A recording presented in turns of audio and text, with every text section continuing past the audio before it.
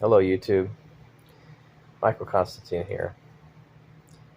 I used to be an employee who worked at UPS as a package handler in the warehouse.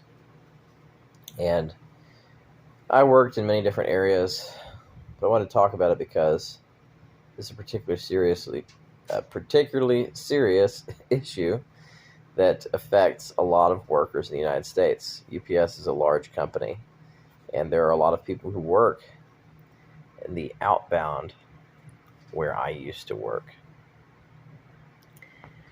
In the 18-wheelers that they had, the steel corrugated boxes that you see them driving down the road, sometimes with rental trucks and sometimes with proprietary UPS logos on them. The temperatures inside those loading and unloading areas would commonly hit upwards of 140 degrees Fahrenheit, easily. In the deepest reaches of the truck, it might even get hotter than that. It was so hot inside the building that by the time I reached the front door, I was already sweating without doing any work.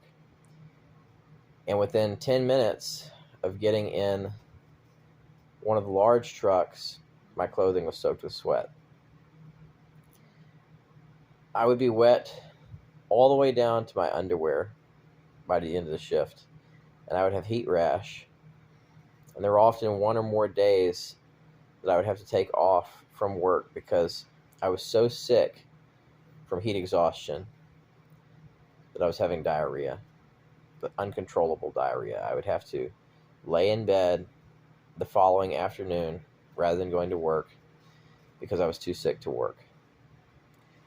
And they were taking money off of my paycheck. Sometimes I'd have entire days worth of my paycheck missing. I worked in the Southern District, the Red River District they call it. And in the warehouse, the fans and the fountains were often broken, even in pieces. You could go and you could visually inspect them and you could see that they were in pieces. Those workers, for 5 days of work in those conditions, even if they were getting paid, would be lucky to leave after working 4 hours a day with $150 a week on their paycheck. That was the highest. I remember some times where I left the building having worked 4 or 5 days and only taking home $85 to $90 for that work because wages were being taken off of my check, not from our 401k. My start times and my stop times were being modified in pencil. They were being written in and changed by management in order to try to artificially boost the packages per hour production. It was a sweatshop. UPS runs sweatshops across the country, and this is the reality of it. I would see mostly young black men come into the warehouse, and these people had no idea just how bad the conditions would get.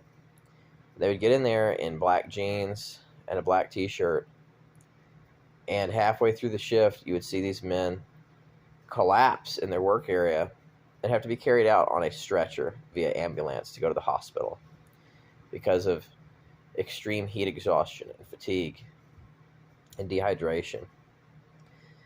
And it wasn't uncommon for UPS to push production so hard that we would have boxes falling off of the conveyor system, the rollers, the belts, all over the building, inside the trucks on the outbound, to such a degree that in order to escape from your work area, if you had to get out in an emergency, you'd have to crawl over a pile that was between 4 and 7 feet deep of cardboard boxes and packages because the workflow had poured off of the conveyor system and obstructed egress to escape from those work areas. That is the reality of what part-time workers at UPS are actually dealing with. Consumer goods were being rammed through the system at such an intensity that every night we would have dozens, if not hundreds, of packages that were broken open or completely destroyed. envelopes caught in the conveyor system and torn to shreds, boxes crushed between other boxes by the high-powered conveyor system that was just designed to move massive amounts of weight. It had come to the point where there was so much weight on the conveyor system that at times it would actually stop completely. And if you didn't work enough hours as a part-timer, you had to work so many hours per week, they would send you warning letters saying that they were going to cancel your insurance while management was stealing time, stealing wages off of your check to keep their numbers up. Now, keep in mind, full-time managers that supervise over the warehouse make $80,000 a year starting out. And the part-time package handlers that work in the outbound are lucky if they take home $8,000 a year.